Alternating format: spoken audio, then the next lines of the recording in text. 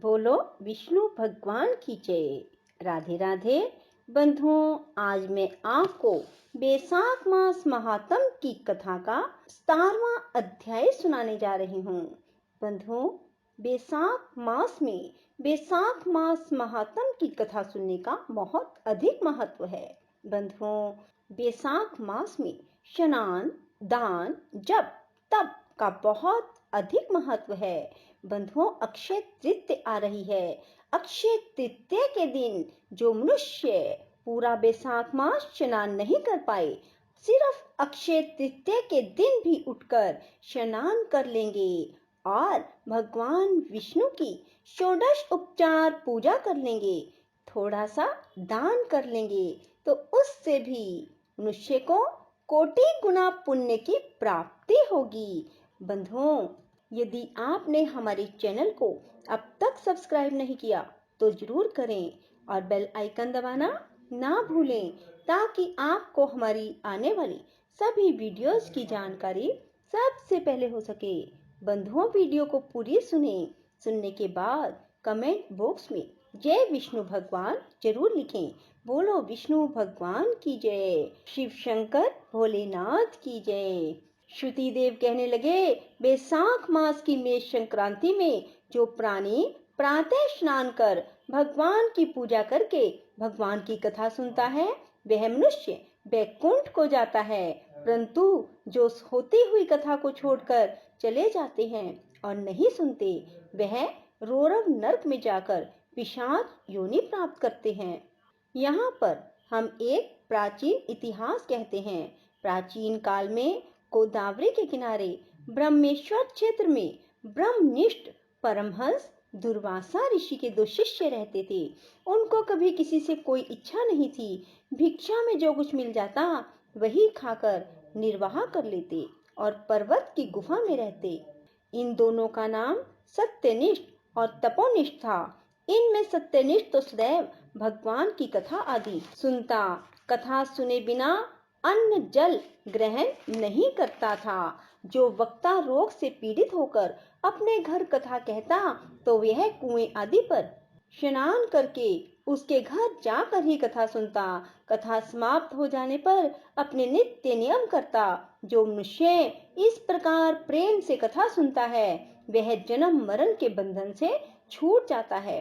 उसके भगवान में सच्ची भक्ति उत्पन्न होती है तथा उसके समस्त दुख नाश हो जाते हैं। इस प्रकार वह सत्यनिष्ठ ऋषि उपनिषदों का यही निश्चय करके सदैव भगवान की भक्ति में तत्पर रहता और सदा उनकी कथा श्रवण करता। दूसरा जो तपोनिष्ठ था, वह अत्यंत दुराचारी एवं कर्मनिष्ठ था। वह ना तो स्वयं कथा कहता, ना सुनता, अपितु होती हुई कथा को छोड़कर चला जाता। कहीं तप में विघ्न न पड़ जाए, श्रोता और वक्ता के पास भी वह नहीं जाता था। बस दुर्बुद्धि इसी प्रकार अपना समय बिताता, ना हरि कथा कहता, ना सुनता। जब वह मृत्यु को प्राप्त हुआ, तो कथा के दुराग्रह से छिन्न कर्ण नाम वाला बलवान पिशाच श्रमिक के वृक्ष पर हुआ। वह अपने किए कर्मों का विचार करता हुआ भूख प्यास से दुखी होकर इधर उधर भटकता फिरता। कदाचित वहां सत्यनिष्ठ भ्रमण करता हुआ उस पैठीनसीपुर में आ गया। मार्ग में दुख से पीड़ित छिन्न कर्ण नामक पिशाच को देखा, तो वह भूख से आतुर बुरी तरह से रो रहा था। उसको देखकर सत्यनिष्ठ कहने लगा, तुम कौन हो? तुम्हारी ये दशा कैसे हुई? यह सब कहो। वह बोला, हे प्रभु, मैं दुर्वासा का शिष्य तपोनिष्ठ नाम वाला यति हूँ। अपनी दुर्बुद्धि के कारण महात्माओं से विष्णु कथा कर्मों के लोप हो जाने के भय से कभी नहीं सुनी, ना ही कभी कथा सुनाई। इस घोर कर्म से मेरी मृत्यु हुई और छिन्न कर्ण नाम वाला पिशाच होकर इस वन में दुखी होकर भटकता फिरता हूँ। रास्ते में तुमको जाता देखकर ऐसा प्रतीत होता है कि मेरे भाग्य फिर गए हैं। आज हरि मुझ पर प्रसन्न है, जो आपने दर्शन दिए। इस प्रकार रोकर त्राही त्राही ऐसा कहकर वह सत्यनिष्ठ के चरणों में गिर पड़ा। सत्यनिष्ठ को उस पर बड़ी दया आई। उसने अपने दोनों हाथों से उसको उठा लिया और बैसाख मास की कथा के क्षण भर सुनने का फल उसको दे दिया, जिससे उसके सब पाप नष्ट हो गए। इस प्रकार वह कर्मनिष्ठ अपनी पिशाच देह को त्याग दिव्य श्री धारण कर विमान पर बैठ सत्यनिष्ठ को प्रणाम तथा परिक्रमा कर विष्णु लोक को गया। श्रुतिदेव कहने लगे, एक बार पंचाल देश के राजा भूरिश्रय का पुत्र पुरुयश नाम वाला अत्यंत पुण्य आत्मा और बुद्धिमान था। पिता के मरने पर वह राजा बना। वह धर्म पूर्वक पृथ्वी का राज्य करता था, परंतु पूर्व जन्म में उसने जल दान नहीं किया। इस कारण उसकी सब संपत्ति नष्ट हो गई। इस प्रकार उसको बलहीन देखकर उसके कई एक शत्रु राजाओं ने उस पर आक्रमण कर दिया। बेचारा राजा त्रास्त होकर अपनी शिखनी, रानी और कुछ धात्रियों के सहित पर्वत की एक ऐसी गुफा में छिप गया जिसका रास्ता कोई नहीं जानता था। राजा ने बड़ी व्याकुलता से वहां पर 53 वर्ष व्यतीत किए। अब राजा के मन में चिंता हुई, मैं जन्म और कर्म से तो शुद्ध हूँ, मैंने जन्म भी अच्छे कुल में लिया, परंतु न जाने मेरे सब पुरुष कहाँ गए। मैंने ऐसा कौन सा पाप किया जिससे यह घोर दरिद्र व प्राच्य हुई तथा वनवास के दुख सहने पड़ रहे हैं। इस प्रकार वह राजा अपने गुरु का स्मरण करने लगा। तब राजा के स्मरण करते ही 2 मुनीश्वर याज और उपयाजक नाम वाले वहां आकर उपस्थित हुए।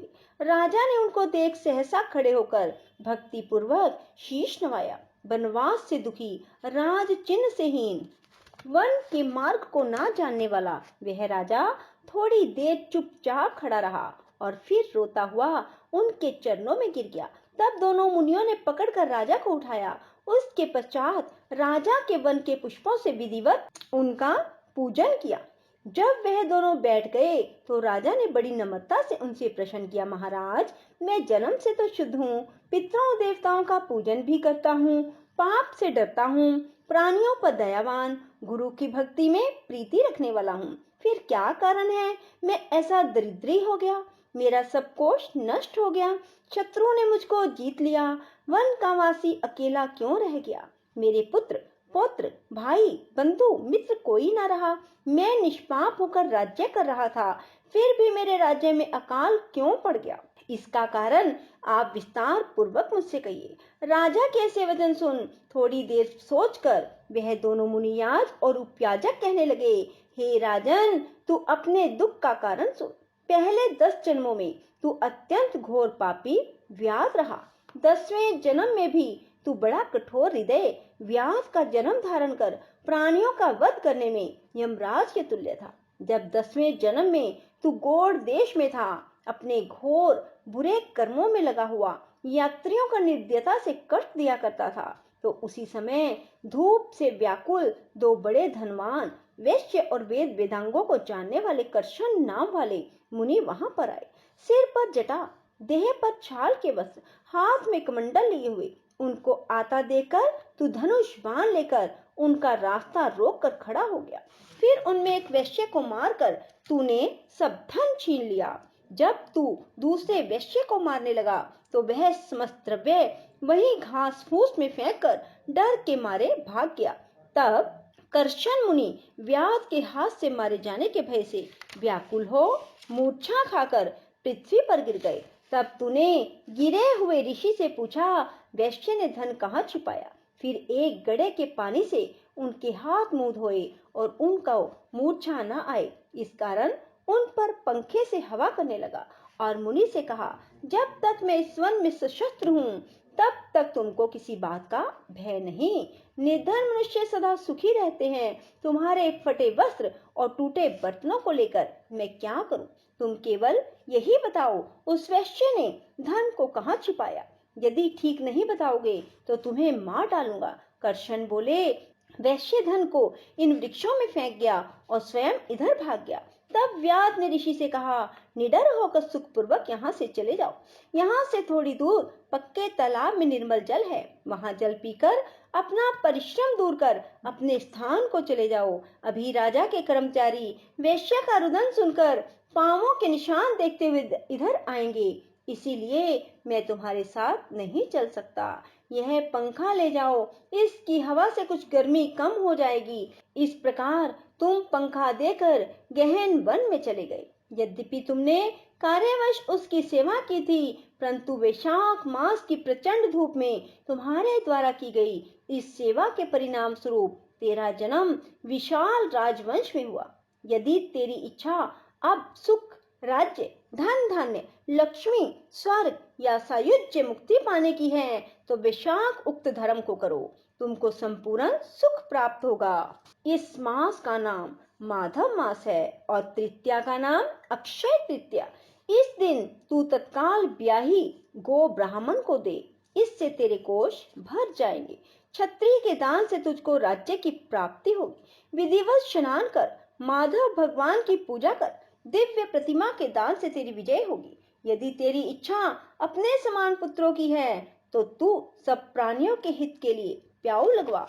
हे राजन, इस वैशाख उत्सव कर्मों के करने से समस्त लोग तेरे वश में हो जाएंगे। इतना कहे दोनों कुल पुरोहित, याज और उपयाजक अपने अपने घर को चले गए। तब वह महापराक्रमी राजा कुल पुरोहितों के कथन अनुसार वैशाख उक्त धर्म और भगवान की पूजा करने लगा, जिसके प्रभाव से राजा ने अपनी बची हुई सेना को लेकर पंचाल नगरी में प्रवेश किया। इस प्रकार पुरु यश ने अपना खोया हुआ सारा राज्य पुनः प्राप्त कर लिया। बोलो विष्णु भगवान की जय हो।